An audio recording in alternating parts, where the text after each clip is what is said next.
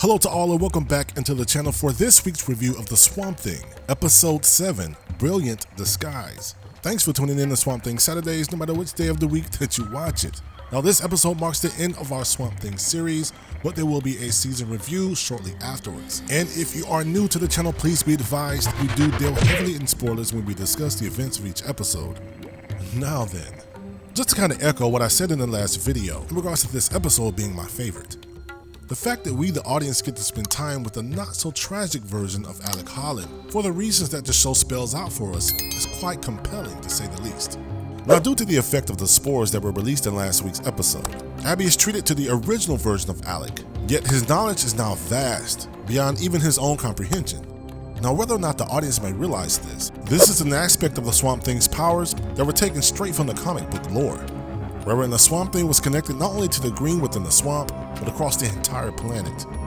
Alex shares with the audience that the green around him responds to his subconscious demands, even to the extent that the plant life produces fruit for Abby.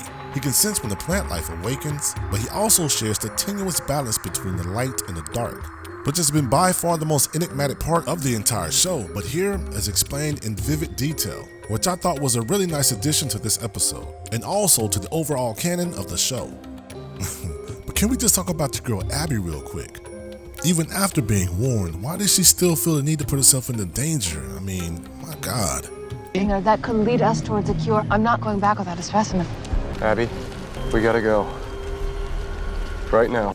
You are reckless. And speaking of reckless, while the Sunderland home prepares for a guest in the form of Nathan Ellery, Lucilia comes by, and after the two exchange some pleasantries, she informs Avery that Alec Holland is indeed still alive, which of course prompts him to go out into the swamp with Lucilia. Now, unbeknownst to Avery though, which is not clearly apparent until you see the look on Maria's face, and until they get out into the middle of the swamp, that somehow behind the scenes, Maria and Lucilia plotted on Avery's death.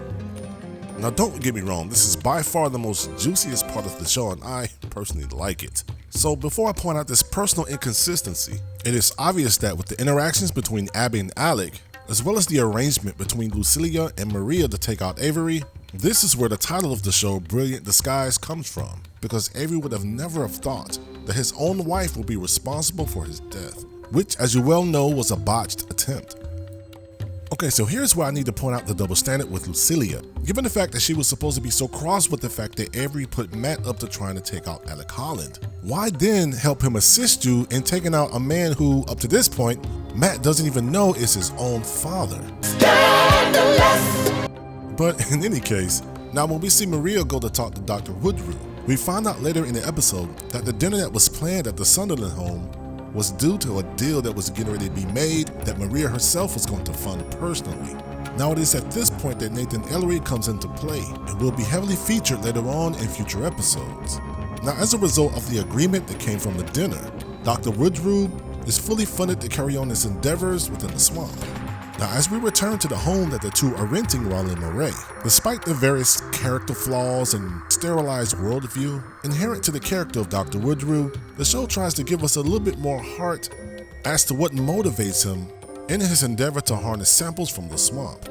The show does give us a heavy-handed reminder of his wife's condition with her Alzheimer's. Now under normal circumstances, this would be all well and good, but just like the scene in WandaVision, Agent Wu said it best.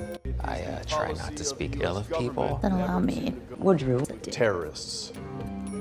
Right? I mean, his overall character he's just not a good person, which is why the audience may feel sorry for Caroline, but not so much for him. Besides, maybe her condition came from being too close to the Hex all this time. No, but for real, it is somewhat meta how Selena Andrews, and I hope I'm not mispronouncing that, is not only in the show I'm reviewing here, but it's also in WandaVision if you caught that. Now, as a result of the altercation in the swamp, Matt and Lucilia return with Matt being stabbed by, of course, his new pops, Avery. Meanwhile, Abby is told by Alec, or as it turns out now, the Swamp Thing, not to return to the swamp, more so for her own safety, which sets up the events for the next episode. Well, I think that does it. Stay tuned in the Content Meta for more reviews like this. Make sure you please hit the like and sub button. Thanks for sticking with us in the Swamp Thing Saturday on a Sunday. If you made it this far, we certainly appreciate it. And until then, see you then.